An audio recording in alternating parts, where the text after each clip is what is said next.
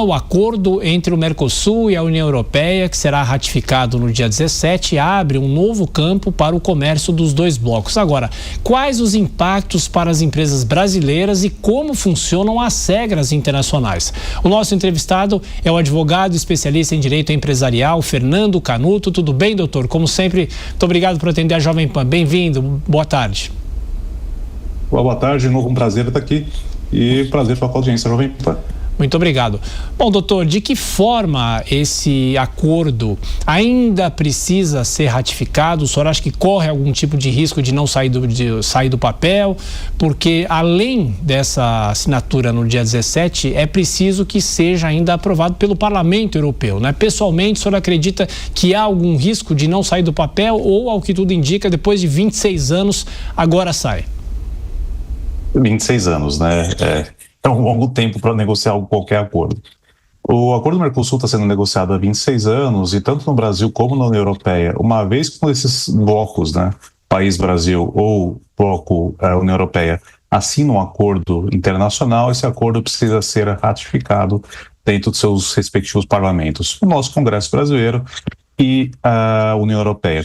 Me parece que, apesar das objeções de países como Polônia, Hungria, França, não há muito, a maioria dos países do bloco, menos, acho que em torno de 5 países foram contra o acordo, os outros 20 foram a favor. Então, e a Europa está num momento um tanto quanto delicado. Ela tem as mesmas taxações americanas que nós temos aqui, ela está sendo esmagada pela Rússia e pela China por um lado, está sendo, aspas, abandonada pelos Estados Unidos pelo outro. Realmente, por mais tenha valores extremamente consideráveis o PIB europeu, o número de pessoas europeias, na Europa, a Europa está estagnada, ela precisa crescer, ela precisa desenvolver a mercadoria, ela precisa um acordo com alguém. E o Brasil, por outro lado, o Brasil tem sofrido um momento de crise eterna, né? Já há alguns anos que a gente está numa crise econômica e os números econômicos do governo estão de mal a pior. O governo precisava empacar uma boa notícia do ponto de vista econômico, né? E com as taxações americanas, de fato, por mais que nosso balanço comercial do ano anterior tenha sido positiva, os exportadores estão sofrendo, né? E abrindo um mercado europeu, o tamanho que tem, com potencial, com poder aquisitivo que tem, também tenho certeza que vai ser um alívio para aqueles que exportam aqui. Então, apesar de França, Polônia e outros países não apoiarem o acordo, e no Brasil certamente tem alguém que poderá ser contra, eu não vejo muito espaço para que o acordo não seja aprovado nos dois blocos. Doutor, vou passar a palavra para o nosso comentarista Rodolfo Maris, que faz a próxima pergunta. Rodolfo. Boa tarde, doutor. Já que o senhor citou aqui os 5 países, eu vou fazer questão de falar quais são aqui: França, Hungria, Polônia, Áustria, Irlanda.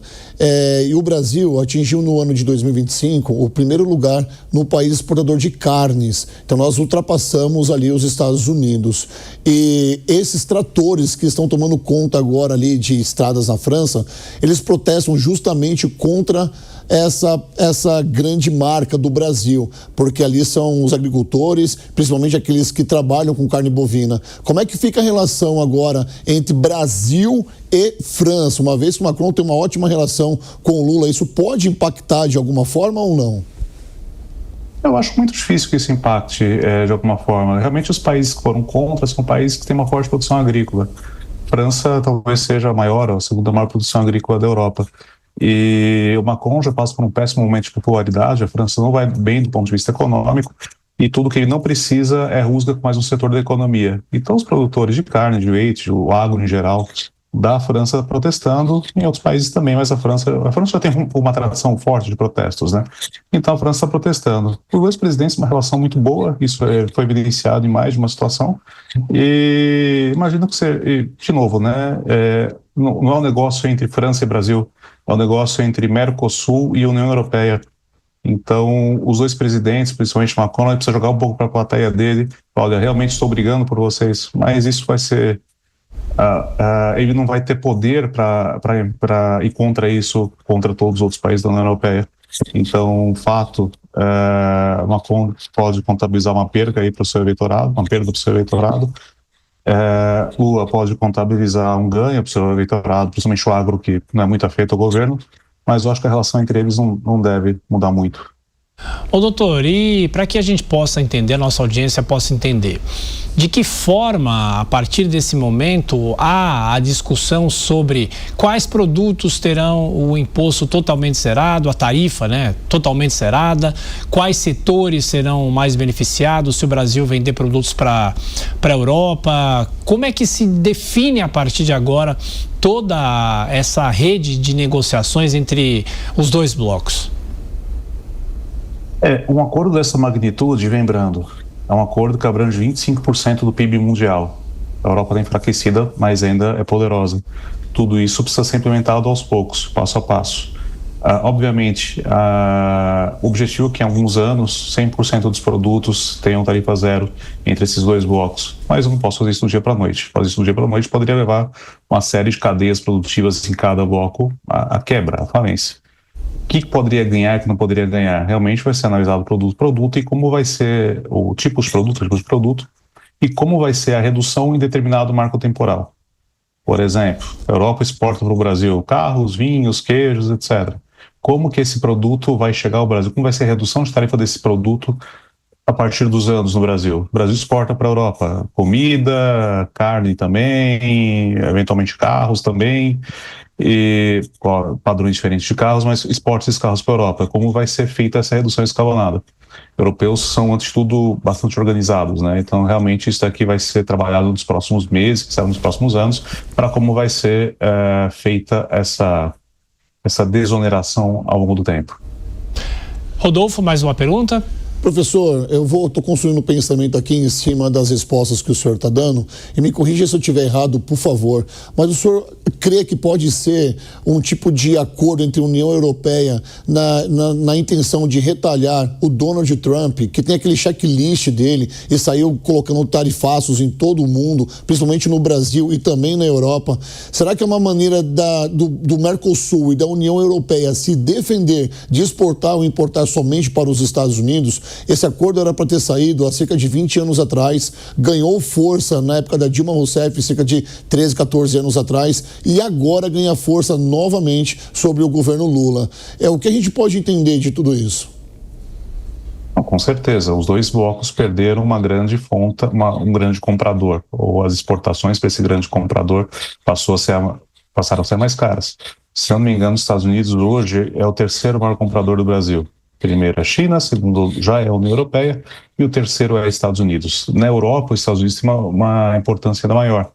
Salvo engano, os Estados Unidos é o principal destino das exportações europeias. E com o encarecimento das exportações por conta do tarifaço, os dois blocos tiveram um grande problema, grande risco. Podem dizer o que quiser, mas a economia americana ainda manda no mundo. Eu sempre quero vender para os Estados Unidos. Qualquer grande player vai querer vender para os Estados Unidos. Sem Estados Unidos comprando por muito mais caro, dificulta a minha exportação. Então, tenho certeza absoluta que isso foi uma resposta ao tarifaço. Já que é muito mais difícil exportar dos Estados Unidos da América, fica pelo menos mais fácil exportar entre esses dois blocos. Nós exportando para a Europa, os europeus exportando para cá. É uma maneira de sobrevivência, talvez, dos dois blocos. Doutor, uma dúvida. Imaginemos que a França, que resiste à assinatura desse acordo, acabe aceitando, mas no dia a dia, na negociação com os exportadores, os compradores, enfim, a França continuar resistindo, não querer aderir efetivamente a esse acordo. O país pode sofrer algum tipo de sanção por não atender, não cumprir regras do bloco formado pelos dois lados? Curioso, nos anos anteriores, quando a Polônia se recusou a cumprir algumas regras determinadas pela União Europeia, a França retalhou e disse que ia retalhar mais. Nesse caso, eram as regras referentes à admissão de estrangeiros, né, de imigrantes.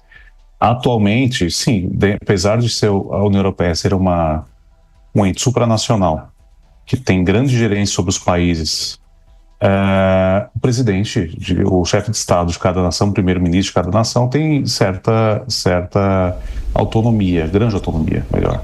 E com certeza ele pode fazer alguma mudança interna, algum aumento de imposto interno para compensar essa importação. Por exemplo, digamos que a soja brasileira na União Europeia inteira esteja imposto zero, mas a França resolve impor algum imposto sobre a soja brasileira.